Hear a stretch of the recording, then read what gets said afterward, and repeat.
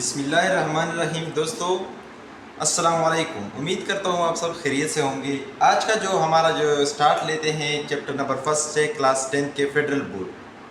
ठीक है, chapter number first है। आज जो क्लास का 10 का है उसका मैथ का चैप्टर नंबर फर्स्ट है। चैप्टर नंबर फर्स्ट वो हमारे पास कम्प्लेक्स नंबर है। सबसे पहले हम जानने की कोशिश करेंगे कि कम्प्लेक्स नंबर किससे कहते हैं। ठीक है, सबसे पहले जो नंबर हुआ करता था, जिस तरह फॉर एग्जांपल 64, उसका तो हम ऑलरेडी मतलब आसानी से स्क्वायर रूट निकाल सकते थे कि मतलब इसका स्क्वायर आता है वो 8 आता है। ठीक है, फिर बाद में भी पैसेज ऑफ टाइम के साथ ये मतलब थोड़ा मतलब एक कॉम्प्लिकेटेड बता गया कि हमारे पास आ गया नेगेटिव नंबर का आ गया कि नेगेटिव नंबर का स्क्वायर रूट निकालो। तो इसका हल के लिए जो हमारे साइंसदान थे पुराने, उन्होंने कोशिश जारी की इसको हल करने के लिए। इसने एक नंबर निकाला जिसका नाम है कम्प्लेक्स नंबर।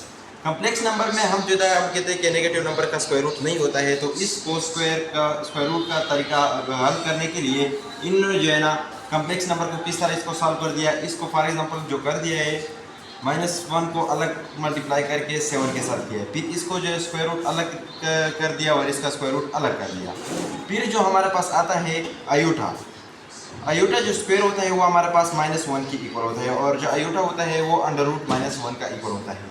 फिर इसीलिए इसी नंबर को सॉल्व करने के लिए इन्होंने जो अंडर रूट -1 है इसको आयोटा के इक्वल कर दिया। इसी तरह फॉर एग्जांपल जो -7 का जो अंडर रूट -7 का आंसर होता गया वो आ गया 7 आयोटा। इस तरह स्क्वायर रूट का हल करने का तरीका ढूंढा गया। इसी को हम आज मज़ीद तफसील के साथ पढ़ने की कोशिश करेंगे। हमारे साथ रहिए। पहला क्वेश्चन है कि हमारे पास फर्स्ट चैप्टर का पहला क्वेश्चन अंडर रूट -3। ठीक है, तो ये कहता है इसको सिंप्लीफाई कर देना और सिंपल फॉर्म में इसको सॉल्व कर देना है। इसको हम किस तरह सिंप्लीफाई कर सकते हैं? इसका आसान तरीका हम ये कर सकते हैं कि फॉर एग्जांपल अभी जो है ना 3 को अलग करेंगे और मल्टीप्लाई -1 को अलग करेंगे, ये वही आता है -3। ठीक है, और इस पर एट टाइम में हम अंडर रूट लगाएंगे। अभी देखो, अभी फॉर एग्जाम्पल 3 पर हम अलग अंडर रूट लगाते हैं और -1 पर अलग अंडर रूट लगाते हैं।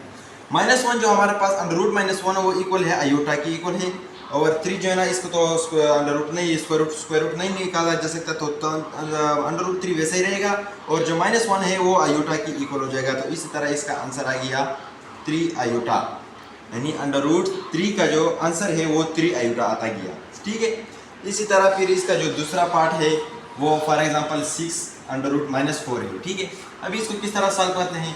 इसको सॉल्व करने का आसान तरीका है कि 6 को वैसे ही रहने दीजिए और -1 को अलग कर दे और 4 को अलग कर दे। ठीक है, फिर 6 आता है तो वैसे ही रहेगा, अंडर रूट -1 मल्टीप्लाई बाय 4 आता है। ठीक है, फिर